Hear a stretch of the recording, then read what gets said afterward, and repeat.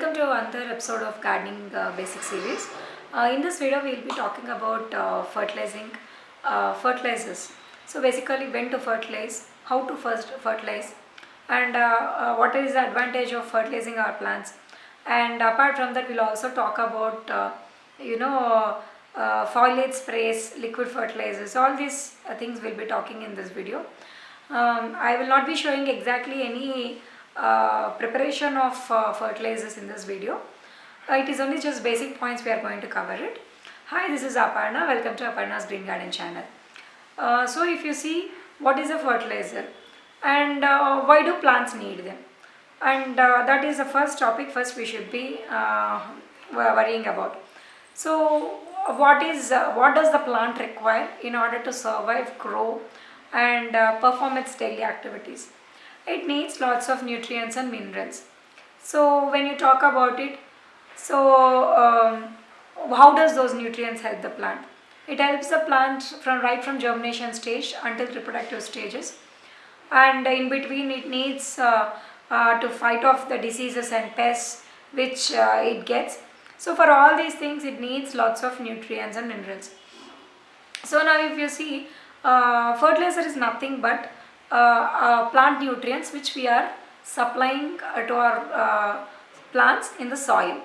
So now when you place a plant in the soil, the plant will be able to absorb the nutrients and minerals directly from the soil as and when required.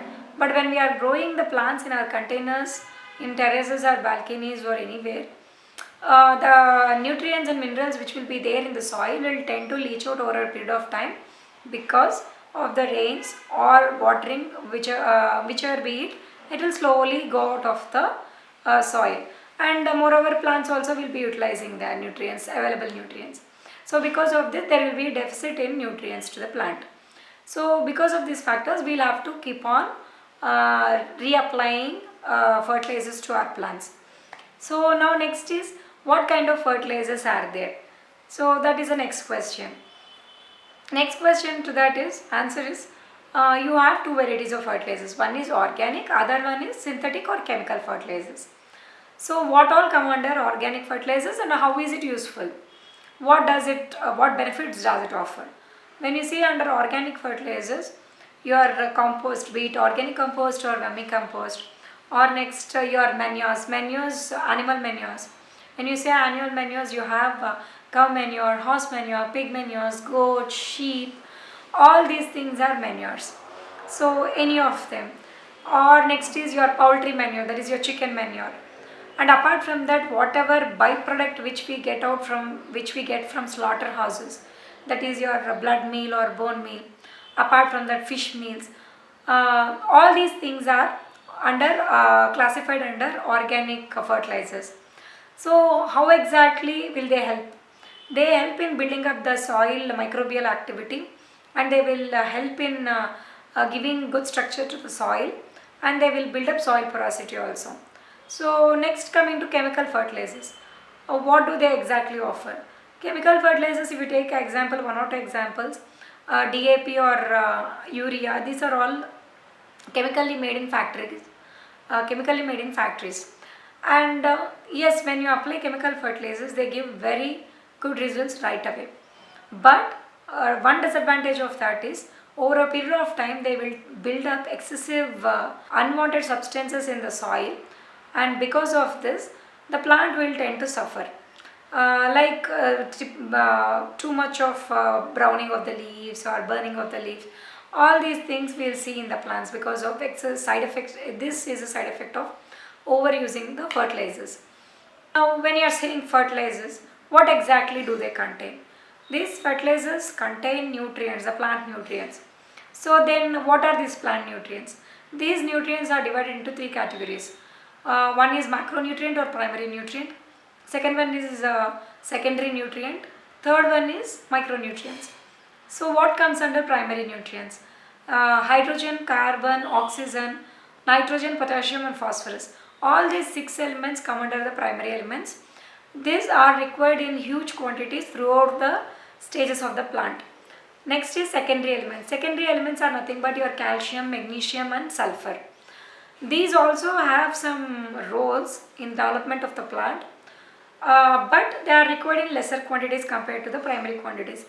Please understand, I am not explaining each and every element function, nutrient function in this video, because its length of the video will become too much.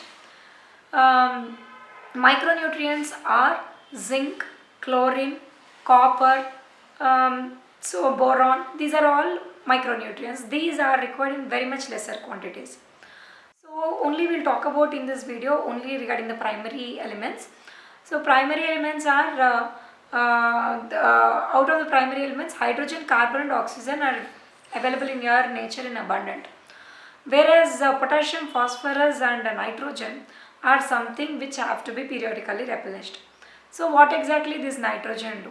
Nitrogen is something which helps in development of new leaves, green and new healthy leaves. Next, potassium. Potassium contributes to overall health of the plant, and apart from that it induces fruits and flowers. Next is phosphorus. Once the flowers start on the plant, that is your flowering plant or fruiting plant, it helps for it contributes more, that is it will help have a better fruit and flower. This is the job of phosphorus nutrient. So having said this, how can we give all these things? Just now we talked about organic fertilizers and synthetic fertilizers. So all these organic or synthetic fertilizers do have these NPK in different proportions. So whenever we are applying this to our plants, the plants will be able to absorb them. So now if you see in organic compounds when you are applying organic substances or materials, when you are applying to the plant, they usually decompose over a period of time, and the microbes help them in breaking down into ions. That is, a plant will be able to absorb them only in ion form. So that after it gets in that ionic forms, that is when the plant will absorb that ionic nutrients, and then they will utilize further activities. So this is how it happens. So next is when you are using chemical fertilizers, it will be either in granule form or powder form. These will dissolve very quick in water, or when you are putting it in the soil, they will break down very easily, and they will be absorbed by the plant, and you will see the results immediately. But we have already discussed the advantages and disadvantages, so it's up to one. All I am trying to do is give as much as basic information, so that it is beneficial when you make the choices right for when you are making right choices. So next is now when should we give these nutrients to the plant? So when is next a good question.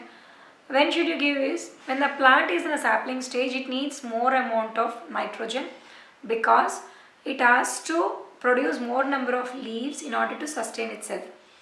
Next, that stages require more amount of nitrogen.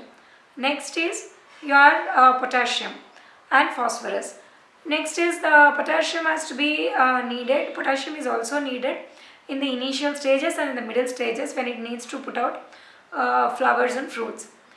Next, last would be once the flowers are put out by the plant, that is when it requires phosphorus in abundant quantity, that is in bulk quantities it requires.